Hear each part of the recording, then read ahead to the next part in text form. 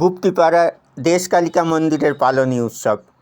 গুপ্তিপাড়ার পালকির মতোই ঐতিহ্য বিশ্বম্বরবাবু যে পালকি চড়ে যেতেন, সেই পালকি নিয়েই নাকি গ্রামের মহিলারা গুপ্তিপাড়ার দেশকালিকা মন্দিরে অতীতে পালনী করতে যেতেন।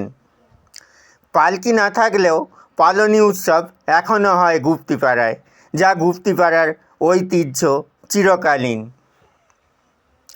পালনী আসলে মহিলাদের সমাবর্তন বা গেট টুগেদার। অতীতে মূলত মহিলারা ফাল্গুন মাসে শিবরাত্রির পরে দোলযাত্রা অবধি শুক্লপক্ষে যে শনিবার ও মঙ্গলবারগুলি পড়ে, সেই বিশেষ দিনে গুপ্তিপাড়ার দেশকালিকা মন্দিরে পুজো দিয়ে নিরামিষ খেয়ে প্রাচীন বট বা বটবৃক্ষের তলায় মঙ্গল কামনায় বিশেষ ব্রত পালন করতেন। বনভোজন শেষে বিকালে তারা নিজ নিজ গৃহে ফিরে যেতেন। এখন পালনী উৎসব উপলক্ষে গুপ্তিপাড়ায় মেলাও বসে। দেখুন একটি প্রতিবেদন।